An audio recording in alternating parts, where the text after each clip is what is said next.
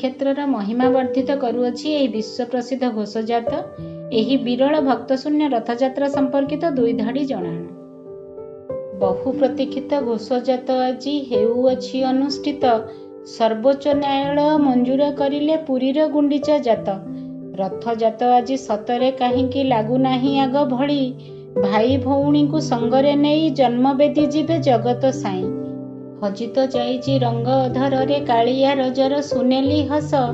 ହାତ ଠାରି ଆଉ ଜଗତ କରତା ଡାକୁନାହିଁ ଆସ ଆସ। ଗହଳି ବହୁଳ ଶ୍ରୀକ୍ଷେତ୍ରରୁ ସତେ ତୁଟିକି ଯାଇଛି ଶିରି। ଐତିହ୍ୟ ସମ୍ପନ୍ନ ବଡ଼ଦାଣ୍ଡ ଆଜି ଲାଗେ ଭାରି ଖାଲି ଖାଲି।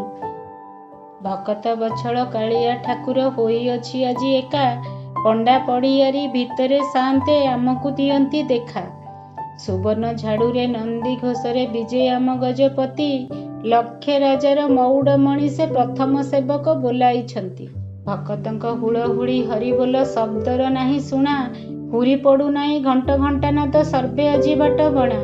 ତୁଳସୀ ମାଳରୁ ଦୟନା ଚୂଳରୁ ଝରୁନିକି ଆଉ ବାସ।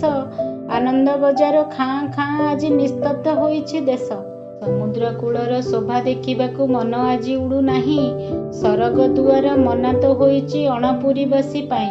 ଆହେ ଲୀଳାମୟ ଏହି ଯଦି ଲୀଳା ଦେଖୁଛି ନୟନ ଆଜି। ନବମୀ ଦର୍ଶନ ସୁନାବେଶ କିବା ସତରେ ଫିକା ପଡ଼ିଛି।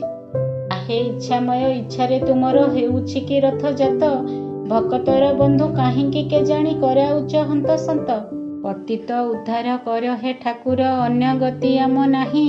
ଶ୍ରୀକ୍ଷେତ୍ର ହସିବ କରୋନା ହାରିବ ଜଗନ୍ନାଥ କର ତ୍ରାହି। ଭାବଭକ୍ତି ଭରା ରଚନାଟି ଭଲ ଲାଗିଲେ ଲାଇକ୍, ସେୟାର ଓ ସବସ୍କ୍ରାଇବ୍ ନିଶ୍ଚୟ କରିବେ।